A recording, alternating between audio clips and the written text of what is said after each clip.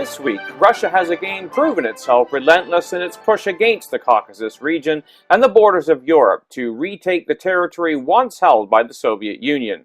Conflicts are again flaring up in the Caucasus region between Muslim Azerbaijan and Christian Armenia.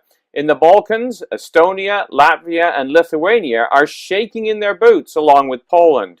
The USA is sending an additional battalion to Europe to bolster protection against an aggressive Russia along the borders of the former Soviet states. Welcome to the Bible in the News. This is Jonathan Bowen joining you. As we sit comfortably in our homes in the Western world, having enjoyed 30 years of relative peace from any form of aggression, watching wars fought in exotic places many miles away, the situation has changed as the Russian bear begins to make its move into the Caucasus region and against the European borders. The Wall Street Journal headlined an article entitled "Vladimir Putin's Next European Front," carrying a subhead, "The conflict in the Caucasus is the Kremlin's latest chance to stir trouble in its neighborhood as Washington stands by." Well, the article, dated April the 6th, 2016, gave a status report on the region. It stated, clashes between Azerbaijan and Armenia this week claimed at least 60 lives in the most intense fighting between the neighbors since a 1994 ceasefire froze their conflict. Tensions seem to be de-escalated by Wednesday, but clearly the war between the Azis and the Armenians is no longer frozen. At stake is the future of a sensitive region dominated by the Kremlin and crisscrossed by Europe's larger political and ideological fault lines. The article continued, "The conflict is escalating now for a reason.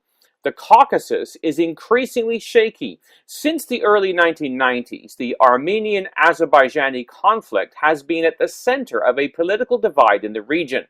Moscow-backed Armenia and the unresolved conflict kept Armenia tight in Moscow's camp. That alienated Azerbaijan, which allied with Turkey and the West in response. Iran, fearful of a secular and oil-rich Azerbaijan courting the US, aligned with Armenia and Russia." So what we are seeing develop is an Armenian-Russian-Iranian alliance against an Azerbaijan-Turkey-Western alliance. Exactly the picture painted by the prophets. The article continued, adding to Mr. Putin's problem in the region, Azerbaijan is the only country bordering both Russia and Iran, and so is crucial to any east-west corridor linking Europe to Central Asia and beyond. Controlling that artery is essential to Mr. Putin's imperial project. End quote. Well, the geographical area of Armenia and Azerbaijan sits on Russia's underbelly between Georgia and Iran, and is sandwiched between the Black and Caspian Seas. Historically, it was settled by the Scythians, and became part of the Median Empire, which combined with the Persians to defeat the Babylonians under Cyrus the Great. It was later swallowed by Alexander the Great's Grecian Empire, and became a key part of the Seleucid Empire when the Greek Empire was divided. It was absorbed into the Byzantine Empire until the Islamic Umayyad Caliphate conquered it in the 7th century, and it was taken over by the Seljuk Turks and later Tamerlane. So it has been involved in almost all successive empires of Daniel's image in chapter 2, and under the 4 angels which overflowed the river Euphrates under the 6th trumpet of Revelation, chapter 9, verses 13 to 21. Although it is considered by some a backwater today, the region has played heavily into Bible prophecy. It is part of a region that will play a role again, joining with Gog and Russia under the name of Togarmah, as is described in Ezekiel 38 and verse 6. Gomer and all his bands, the house of Togarmah of the north quarters, and all his bands, and many people with thee, we read. Well, Togarmah describes the region of the Caucasus between the Black and Caspian Seas and encroaches into the area of Turkey. This area is to be guarded by Russia, as Ezekiel continues to describe. Be thou prepared, and prepare for thyself, thou and all thy company that are assembled unto thee, and be thou a guard unto them. Ezekiel 38, verse 7. So it's no surprise to see Russia stirring up strife in the region as a pretense for involvement following a pattern which took place in Ukraine. The Wall Street Journal described this area as oil-rich, outlining further motives for Russia to desire the region to be under its control. Well, due to the area's long history, the former Soviet republics are polarized, Armenia being largely ethnic Christian, while Azerbaijan is largely Muslim. Armenians were oppressed under the Ottoman Empire when they pushed for more rights, with an estimated 300,000 people killed during state-sponsored massacres during 1894 and 1896. It was in World War I the Ottoman government was overthrown by the Young Turk Revolution, and the Armenian province came under great pressure. Eugene Rogan, in his book The Fall of the Ottomans, details the Armenian massacre in pages 159 to 184. When Russia entered the war on the opposite side of the Ottomans, the Turkish government feared the Christian Armenians would side with the Russians and began a policy of genocide, which included killing all able-bodied men and death marches for women and children and the elderly into the Syrian desert. It is estimated that between 800,000 and 1.5 million people were killed during this period in what has become known as the Armenian Genocide. Consequently, Armenia and Turkey have long had strained relations, and for good reason. Well, following World War I, the Armenian province established independence from the Ottoman Empire in May 1918, and the two have remained hostile ever since. The Muslim state of Azerbaijan is supported by the largely Muslim state of Turkey, which keeps stoking the tension. In an article entitled, "After Facing Off for Decades, Armenia and Azerbaijan Start Shooting," The Economist reported the following. So with many conflicts in the world, this region gets little attention. The bloody fighting between Armenian and Azerbaijani forces in the mountainous enclave this week was a reminder that it should. Tanks and artillery traded fire. At least 50 people were killed in 4 days. The specter loomed of a wider war, one that could draw in Russia, Turkey, and Iran. A ceasefire brokered by Moscow on April 5th appears to be holding for now, but it brought the two foes no closer to peace. Well, the article implicated Turkey in the regional war. We read, some of the Armenian side suggested that Turkey, a longtime ally of Azerbaijan and new foe of Russia, helped provoke the violence. Turkey's president, Recep Tayyip Erdogan, fueled the speculation by declaring that he would stand by Azerbaijan to the end. It also points out Russia's involvement in the region. We read, Moscow has closer ties with Armenia. It has a military base there and a treaty obligation to defend the country against attacks on its territory. Well, Vladimir Putin has called for restraint in the region, but don't let this fool you. He did the same thing in Ukraine, while Russian troops became covertly involved and Russia ended up annexing the Crimea. The Wall Street Journal also added, little wonder then that Mr. Putin would use an unresolved conflict to try to undermine this neighboring government as he has done in Ukraine. Few doubt Moscow's covert ability to do so. It's notable, for example, that the 2014 escalation of the conflict coincided with Mr. Putin's efforts to elbow France and the US out of the peace process through a unilateral summit he convened in Sochi. This year, the renewed fighting coincided with Mr. Obama's nuclear security summit and Azerbaijan's president's visit to Washington in first one in 10 years. Mr. Putin benefits from reminding both parties, and the West, of his ability to wreak further havoc in the region already marred by conflicts, lest they toe his line. Well, the whole region is under pressure from increased Russian expansion, as was witnessed in Georgia this past week. In an article entitled Vladimir Putin's Mysterious Moving Border, we read the following this week in the European edition of Politico.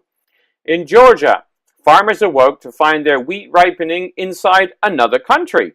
South Ossetian troops and their Russian allies had worked through the night sinking new border marking poles across fields outside a hamlet called Tamarin in the Golden Hills of central Georgia.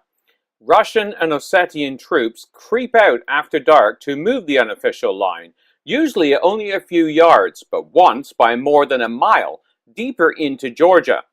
Well, frustrated Georgian residents sum up the situation. The article stated, "We feel abandoned," said an elementary school teacher in the village of Divanai, whose classes once numbered dozens of students have shrunk to 4. "We are tired. People are really ready to give up. We are alone. Russia never gets tired. It wins because it waits." End quote. Well, Russia wins because it waits, and we can expect further conflict in the region as the Russian bear moves in to bring the region, identified by Ezekiel as an ally with Gog, into its influence once again. The growing conflict between Russia and Turkey also plays into this regional strategy.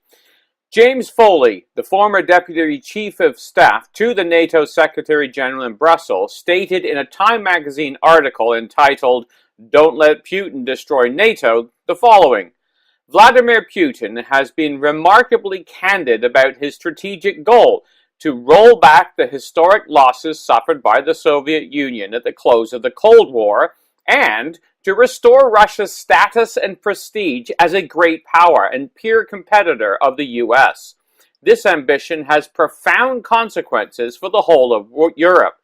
Even historic NATO member Turkey, guardian of the alliance's strategic southeastern flank, faces a burgeoning Russian military buildup across its border in neighboring Armenia, while simultaneously being squeezed by Russian military intervention across its border with an imploding Syria.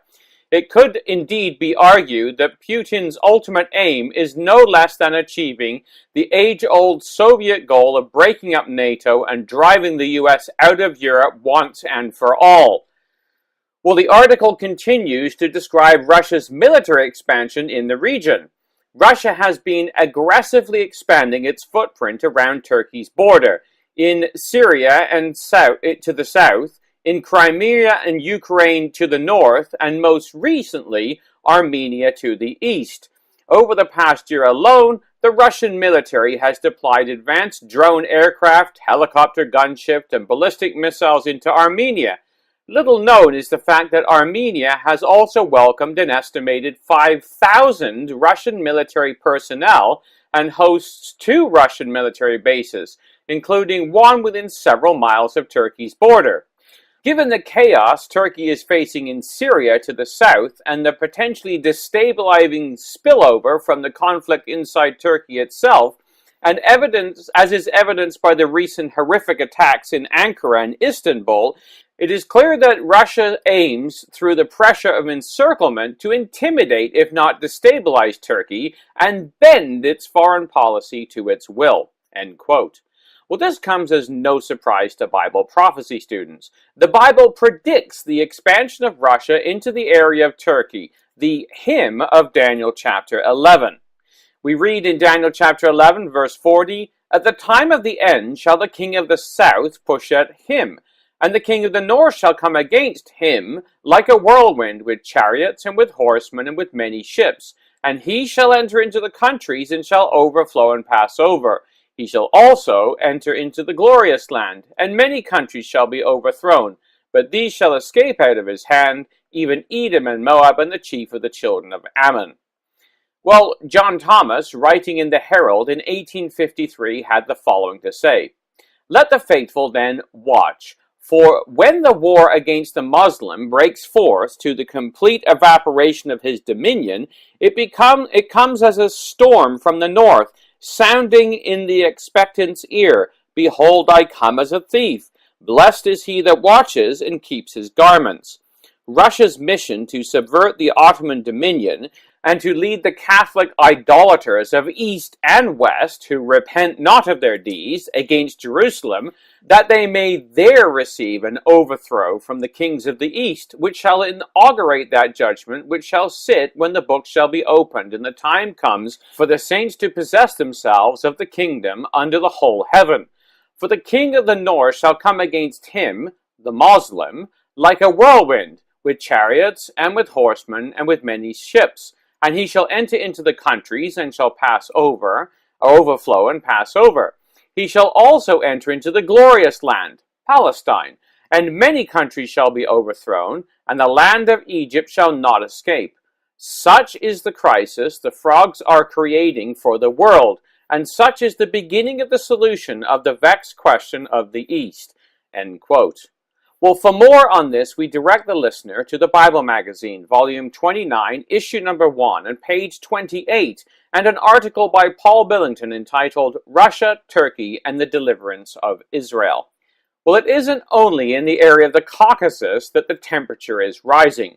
Growing hostilities in the area of the Baltic in Northern Europe, including the former Soviet states of Estonia, Lithuania, and Latvia, have provoked a response from NATO and the USA. Newsweek carried an article with the headline, "NATO will send tanks to help defend Eastern Europe against Russia." The article stated, "NATO will shore up Eastern European defenses in the face of an aggressive Russia, with thousands of troops and tanks," U.S. General Philip Breedlove said. The deployment of the new armored brigade, comprising of an additional 4,200 troops and over 200 tanks, will be rational, as is the rest of NATO's presence in the former Eastern Bloc, and will begin work in February 2017. The initiative forms a more assured plan to increase defensive in NATO's 6 easternmost states, former Eastern Bloc countries Bulgaria, Romania, and Poland, and former Soviet republics Latvia, Lithuania, and Estonia. This Army implementation plan continues to demonstrate our strong and balanced approach to reassuring our NATO allies and partners in the wake of an aggressive Russia in Eastern Europe and elsewhere, Breedlove, the top U.S. commander in Europe, said on Wednesday. The Mail Online reported the U.S. is sending F-15 fighter jets to Iceland and the Netherlands this week as well. We read the United States has deployed 12 F-15C fighter jets and an approximately 350 airmen to Iceland and the Netherlands. According to CNN, the F-15 fighter jets are part of several deployments of American fighters being sent to Europe in an effort to deter further Russian aggression in the region. Well, the Russian response was given by Russia's ambassador to NATO, Alexander Grushko, and reported by Radio Free Europe, where he said, "Of course, our response will be completely asymmetrical and will be calibrated to match our ideas about the degree of military threat to be most efficient and not overly expensive.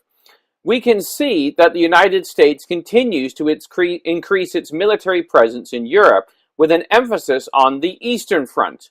We are not passive observers. We consistently implement all those military measures that are necessary to offset this totally unjustified military presence," he said. End quote. So Russia is not only pushing south into the Caucasus region, but west into Europe, targeting the former Soviet states in an attempt to bring them back under the control of Mother Russia. So as we watch the Bible in the News this week, we see Russia pushing into Georgia, Armenia, and Azerbaijan, which comprise the area of Togarma, part of the Gogian alliance at the time of the end. We see hostilities escalating between Russia and Turkey, the target of the King of the North in Daniel chapter 11. We see Russian aggression pushing towards Eastern Europe, provoking fear and a defensive response from NATO. The Russian bear is on the move and is preparing for itself, as Ezekiel 38 verse 7 tells us. This being the case, it is time for us to prepare ourselves for the coming of the King of Kings, who will defeat the armies of the nations as they come against Jerusalem to battle. We read in Romans 13 verses 11 to 12, "Knowing the time, it is now high time to awake out of sleep, for now is our salvation nearer than when we believed. The night is far spent, the day is at hand. Let us therefore cast off the works of darkness, and let us put on the armor of light." If the Lord has not returned this following week to call his saints to him, join us again for the Bible in the News.